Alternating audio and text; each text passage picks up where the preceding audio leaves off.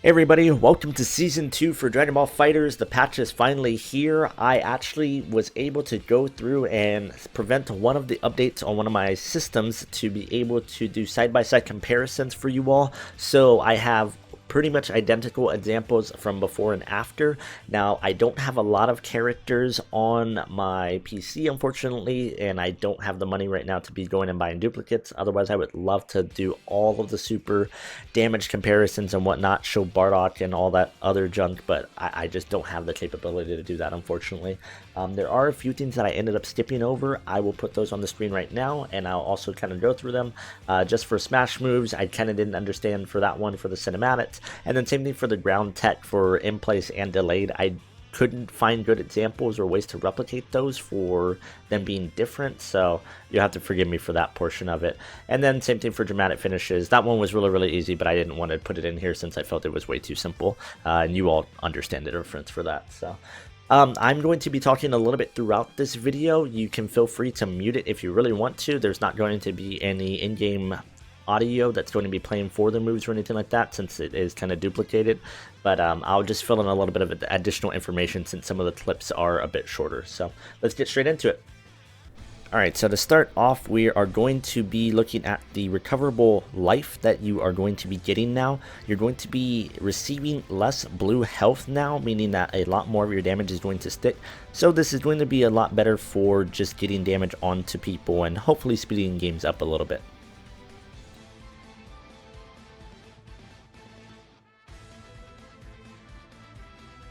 And for this one, I thought it was a little bit of an interesting change. So if you were to get hit by a raw super, you're going to receive a lot less meter now for your key gauge. However, if you're going to be taking a full combo with normal type of moves and whatnot, then you're going to be getting more key gauge in that way. So it kind of evens it out.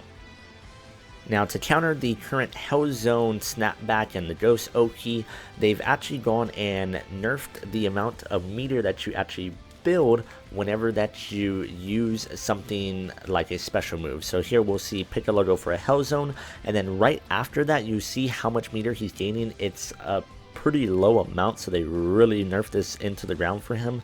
So whenever that you end up having something like a super, this could be a level 1 like Adult Gohan's going to do with this level up, you're going to have a specific time period after you do a level 1 that you are going to gain a ton less meter.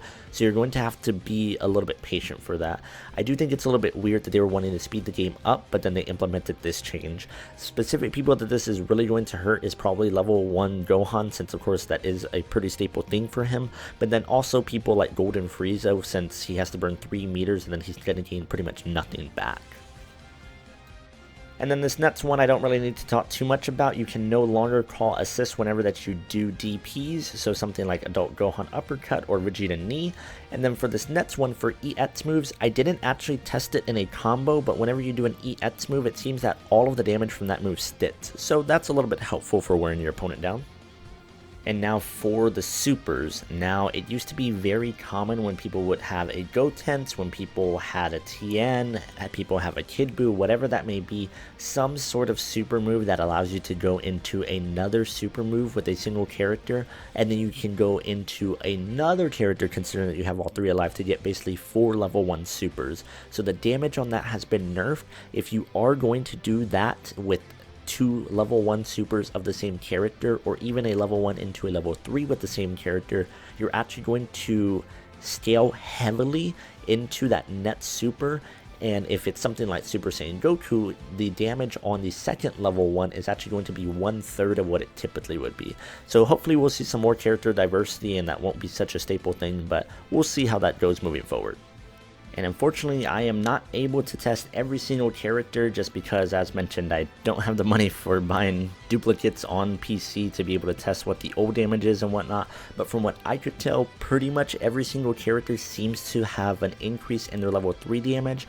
So this is probably to try and offset the quadruple level 1 nerfs that we saw, as well as for double level 1s with single characters, such as the Super Saiyan Goku into Super Saiyan Goku. So level 3s are buffed across the board, so that's something to look forward to.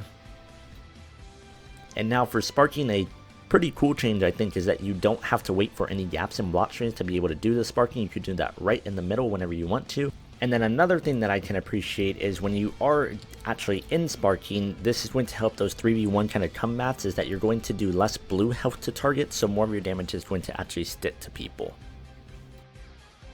And something that might be a little hard to see here is that you can actually Z reflect whenever somebody is actually throwing out attacks, and you reflect them and then they go straight into sparking. Something I don't see often, but it's kind of interesting. And then same thing for throws and dragon rushes, we're seeing some changes there. They have made it impossible to land multiple times in one combo. So as you'll see here with Piccolo, he used to actually be able to do double grab, so that's not possible anymore. And then same thing for dragon rushes. Now for Dragon Rush, I didn't see a difference in terms of damage, but I did see a difference for the amount of meter that you actually gained if you were the person that threw out the Dragon Rush, and if you were the person that got hit by the Dragon Rush, then you actually gain a little bit more. So it's a little bit interesting on both sides there. And then for the Air Dragon Rush, you actually can get a sliding knockdown now. So for somebody like Piccolo, you could actually end with a heavy attack and then still do a vanish to end with a sliding knockdown and still get a little bit more damage. So everybody make sure that you're using guard cancel, because it did get a pretty big buff. All of those weird invincibility frames that were kind of hit or miss are now a lot more consistent, so you're going to be able to go through heavy attacks, any of those weird lows that would sometimes hit, and even going through level 3s now, so it's going to be a very, very strong thing moving forward. Backdash is also seeing a bit of a buff. The travel speed on that is going to be increased, meaning that if somebody goes into a vanish and then you backdash, you're not going to be able to be punished as easily with that anymore. And lastly, we are on Shenron. So it used to be where reviving a teammate used to never be worth it. I don't know if I've ever seen somebody do it, just because of how little health they actually receive on the teammate whenever you do revive them. So you can see a pretty decent comparison here. It looks like it's about double what it used to be. And then for the final change on Shenron, we are going to see the health regeneration. So there is the option that you can actually just fully replenish health, or you could go with a little bit more steady health regeneration option, which we didn't see too often, but that's also going to see a pretty big buff now moving forward. Alright everybody, that's going to be it for the video. Thank you so much for tuning on in. I spent many hours on this, 8 to 9 hours. I've been up since past midnight, and it is now 11:15 where I'm at, so I've been at it for a good while. So as always, I appreciate any sort of feedback, liking the video, comments, sharing the video even. And if you even want to subscribe, I'm going to be putting out a lot more content on this channel focused on Dragon Ball FighterZ, and I'd appreciate it if you're here for the journey. Otherwise than that, take care, and I'll see you guys later.